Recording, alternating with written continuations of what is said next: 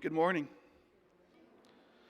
Today we are being led in prayer at this Mass by our kindergartners, which is really a pretty smart move, I think, on our part, because who can deny the cuteness of that kind of petition, that kind of presentation? So I think it's a pretty good move on our part. Let's just send the kindergartners toward God and let them lead our prayer.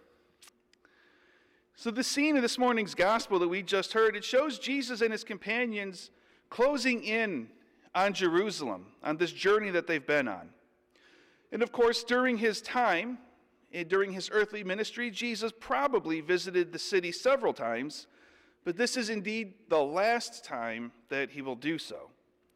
And it ties in with Lent, as the events of Jesus' arrival in Jerusalem are, of course, reflected in our celebrations of Holy Week, that time between Palm Sunday and Easter.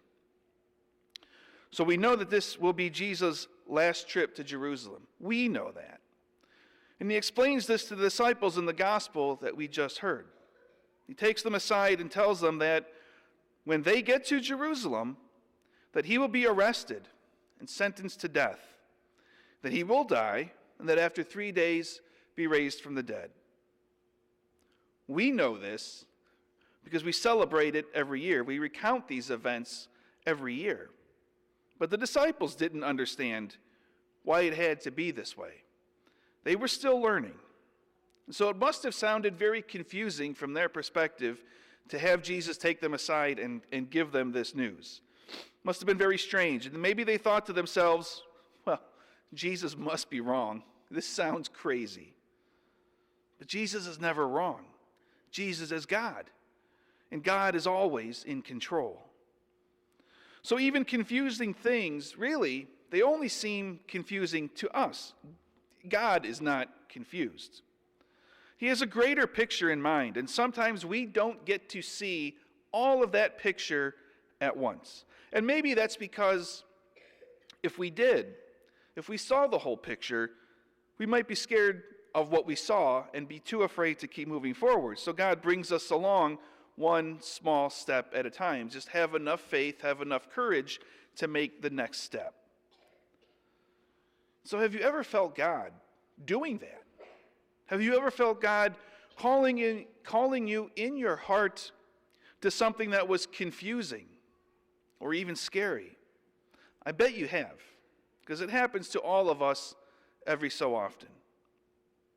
Once, when I was a little bit older than you guys, I was in high school, I knew beyond a shadow of a doubt that God was inviting me to skip a class trip to Europe so that I could be with my parish over Easter. I was really involved with the parish. I even had a really cool job that let me be around the responsibilities for Mass. And, we get to Holy Week, that's like the Super Bowl for the church. I knew I didn't want to miss that experience. I knew I wanted to be with my parish, in my job, getting to do all of that stuff for Holy Week. And so I stayed home. And it may have seemed weird from the outside looking in. Why would this high schooler skip that class trip to Europe? But I have never regretted it.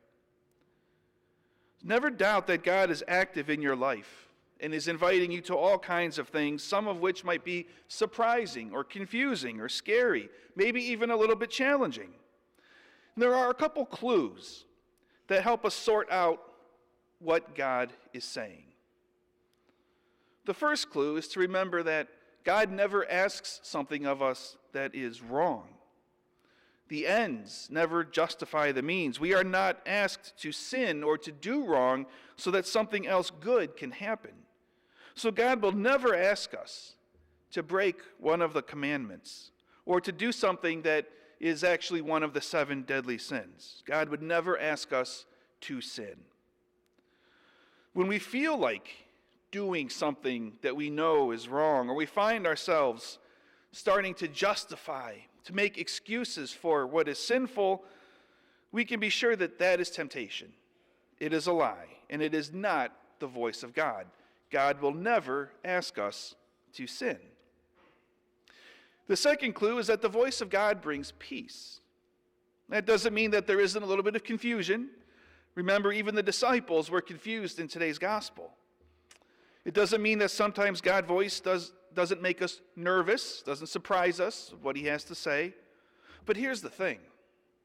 Underneath all of that, if we find that it's not a temptation, that it doesn't go against the commandments or violate what is right, then it is probably from God, and there will be peace.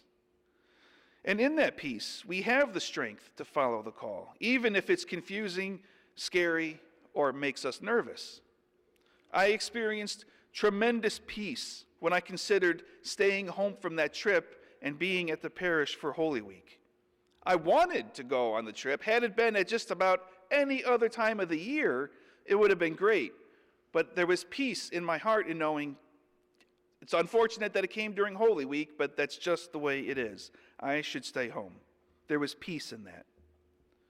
The third clue is that God so often reinforces his message through others around us.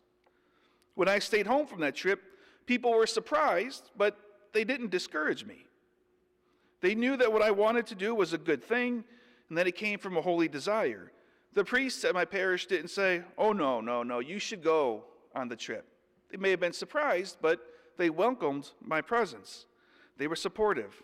My parents, too, while surprised, didn't try to force me to go. So, boys and girls, as you go forward through the rest of this Lent, and the rest of this school year, and on to next year, and on to whatever comes next in your adventure, whatever grade that is, remember that sometimes God's invitation will be confusing. It might be surprising. But if you examine whether or not what you're feeling is wrong, if it goes against the Ten Commandments, then you know whether that is a temptation or not. And if you find peace underneath that surprise or that confusion, then you can know that it is the voice of God. And that if there's temptation, if there is any kind of confusion or angst or worry, that's just temptation messing with you. And if others affirm what you are sensing, then it is very likely the voice of God, and you can follow it with confidence. God will never lead you astray. So as long as you stay attentive to God, especially through prayer, then he will keep you on the right track, and he will always bring you back whenever you do go astray. And so as a challenge, let me point out that the church of today is low on priests and religious sisters. There are not enough of us to go around. And a lot of people, a lot of parishes are being underserved because of that. And that's our fault. It's not God's. God does not leave his church in need. It is us who ignore him. So there are too few sisters, too few nuns, too few priests, because my generation has not been paying attention. There are 417 students in this school. There is no way that out of 417 students that God is not calling some of them to explore a religious vocation as a sister or a priest. I guarantee that. We need good and holy marriages too, of course. Good, strong families, good, holy families. So I'm sure that God is calling many of you to be holy husbands and wives, moms and dads. I know that those vocations are out there too, but somewhere in this school are future religious sisters and priests. Pay attention to what God is saying in your heart. It might just surprise you. It might be confusing. It might seem scary. But if you go through those 3 steps, there's no reason to ignore the voice of God. My challenge is that you respond with joy and courage to what God has in store for each of you.